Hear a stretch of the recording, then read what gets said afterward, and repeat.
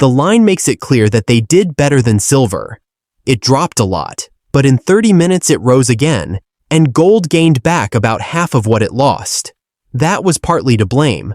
But, the number of contracts that were dumped to bring the price down to this point would also set off other automatic signs to sell. Black box trading programs that handle a lot of these funds will set off sell stops automatically when certain levels are broken. That is what was going to happen. A lot of people lost their jobs while they were sleeping. Some people knew what was going to happen, so they got there early and got a great deal on everything. Certain people who were excited about it most likely learned something, but not all of them. Recent changes in the prices of valuable metals have shown that the global financial system is not working as it should. A lot of people sold paper contracts, which caused the price of valuable metals to drop overnight. Investors who didn't know what was going on lost money. At the same time, some insiders bought the dip in secret. But it looks more like coordination, like someone is trying to calm down and regain control, than fear. Most of the time, these kinds of changes mean that the real demand has risen above the fake supply. Both gold and silver are still in proven uptrends, even though silver is oversold, which is a sign that a big bounce is coming. The CEO of Miles Franklin Precious Metals, Andy Schectman, says that this trick could be part of a bigger plan. American leaders may be rethinking the value of gold behind the scenes in order to weaken the dollar, boost industry, and balance trade around the world. This fits with current policy ideas, such as the Genius Act. Talks of getting out of debt with hard assets and gold-backed systems are coming back. This makes it clear that the balance of monetary power is moving toward real wealth. Here are some parts of what Andy Schectman said. Before we go on, please click the bell icon to subscribe to our channel and get information right away.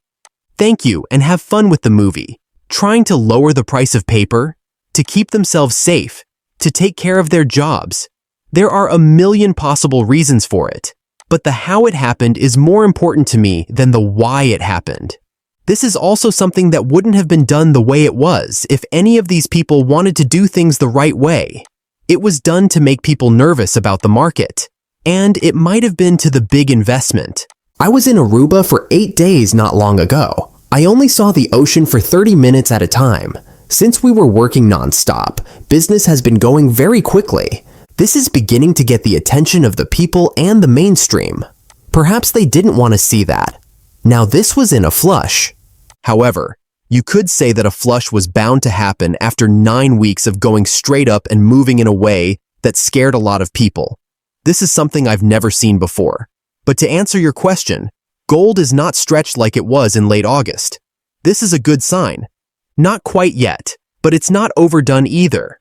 What's interesting is that silver has also shown that prices are going up. A 200-day moving average has shown that both of them have been going up. The prices of both of them are still going up, and we haven't seen any lower lows yet. This time, though, silver has almost hit the point where it was oversold. That's, a very hopeful sign. So this is a scientific sign that might mean the silver flush is over. We can expect it to bounce back in the short term. In the short term, gold could lose a little more value because silver is not quite oversold yet, even though both are no longer high. Yes, there is some truth to what the mainstream says from a technical point of view. The way it was used to explain how it happened is wrong, and leaving that out is like only telling half the story. And I think that's the part that really divides people, which is why a lot of people never get what's going on even though they hear what they say. There's also some sense to it. On the other hand, they might not like it as much if they knew how it was carried out. A $250 drop in gold. Yes, it makes you sick. You're not scared by it though. It just tells me that you're getting closer to the point where the actual demand is too much for these paper charades and paper drubbings to handle. To be honest, we haven't seen this in a while. But here it is again. And this one really smells like desperation, since it only took 240,000 days in the normal market for it to happen.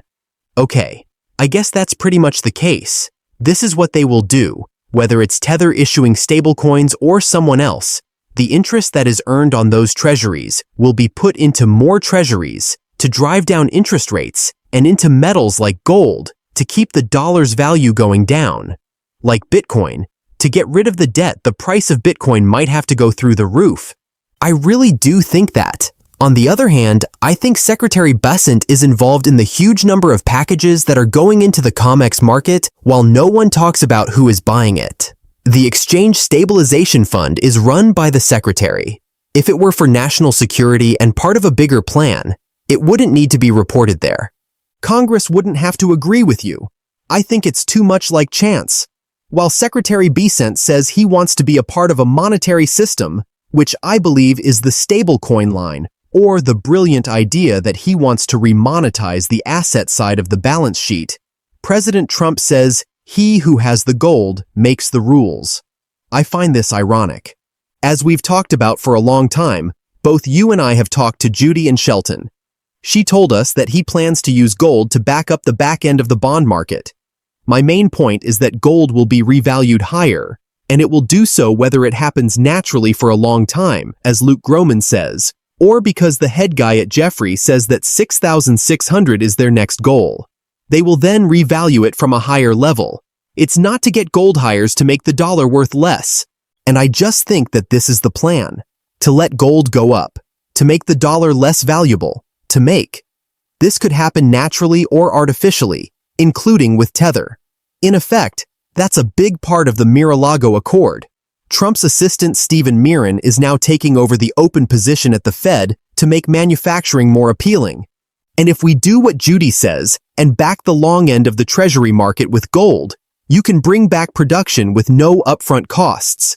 Just remember that you'll have to pay back the loan in gold in 20 years. Allow it to rise. But for now, you can start making things again with very, very low or even no upfront loan costs that can be paid back in gold later. In addition, you use the Genius Act and the bank purchases to keep making fake gold. You know that those stablecoins are gone after you spend them. But the interest on the Treasury is not tied to anything, so they get to keep making all that money, and they have to buy more treasuries to keep rates low and buy those goods. Everyone has forgotten about that part. Get Bitcoin, buy gold, and pay off your bill with Bitcoin. That's what I think. I'm not sure if it's true or not, and keep using gold to make the dollar less valuable so that you can sell your goods all over the world. You're not meeting the requirements for the reserve position trippin' dilemma. We've already talked about how Vice President Vance said that should happen. We need to lose it. Oh, and the jerk. I can't remember his name. To be fair, the jerk who tried to explain how treasuries were made was President Biden's main economic assistant. It was all in good fun. I know he needed it, but I can't remember his name right now. He's a real jerk.